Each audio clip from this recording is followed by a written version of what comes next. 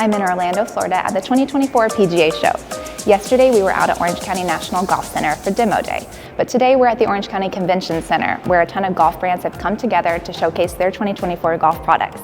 Come with me as we check it out.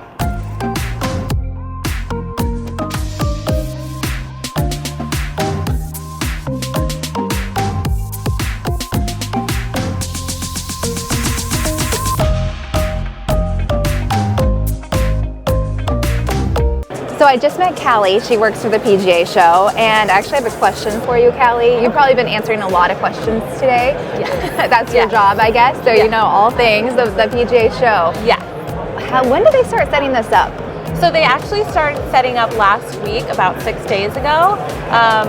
This show takes over a week to set up. Exhibitors started coming in on Monday, so it takes a lot of people and a lot of hands to set this show floor up. Yeah, I would imagine. I'm honestly shocked it only took a week to set this up because it's massive. Yeah. So a lot, like you said, a lot of people came together to make this happen. Yeah, exactly. And then obviously there are a lot of guests. Have you had any weird questions so far as people come up to you? Yeah, I had a couple gentlemen come up and ask where the closest PGA Superstore was. So that's funny. A sign of a true golfer. You have a sea of golf products, and you're asking where the nearest PGA Superstore is. So we're addicts through and through, I'll tell you. Yeah, That's funny. Well, thank you, Callie. I'm excited to explore more of the show and this PGA booth here. Great. Here we have the official PGA Championship trophy, which will be presented this May. One of my favorite things about the PGA Show is the people that you meet, and many times the friends that you connect with. In this case, I got to connect with my friend Sarah, who now lives out of state, but it was great to walk around the convention center with her in Florida. As you can tell, a ton of people come from all over the world to the PGA Show, from golf professionals to golf enthusiasts to golf managers and superintendents to influencers. All types of people come together to see the newest products of 2024 in the golf world. In fact, this year there were roughly 30,000 golf professionals attending the PGA Show. And as you can tell, the conference center was pretty full, but most of that space was taken up by the 381 exhibitors, all somewhat associated with the golf industry.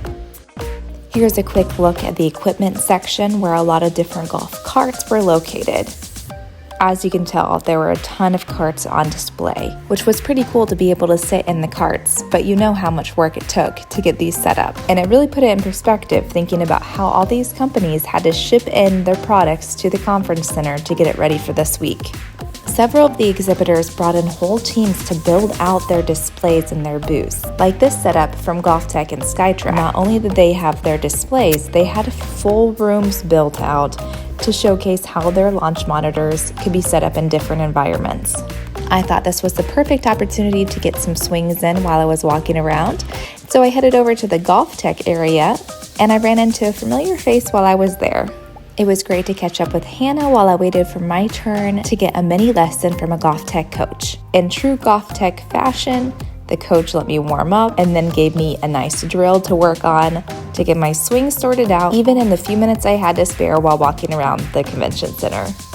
If only I could have him follow me around the golf course and hold out that club like that to make sure I don't do the over-the-top move. Regardless, I was happy to get some good swings in.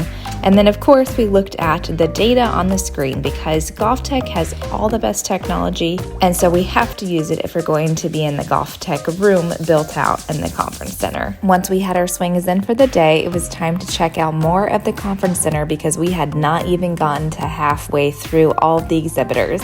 Of course, we kept stopping and running into people we knew, which was amazing to reconnect. There were so many different areas, including the Inventors Spotlight, the new product zone, a mini driving range, a place to play pickleball, an area to plan your next golf trip, and so many more things to check out, like this giant golf ball by Callaway. During the first day, I didn't stay too long in one area. I wanted to get a look at the entire conference center. The PGA Show app was really helpful in figuring out where I wanted to go and understanding the map of the conference center. I also used the app to take notes on which exhibitors I wanted to go back and visit later in the week. And of course, I'll share those with you in future videos.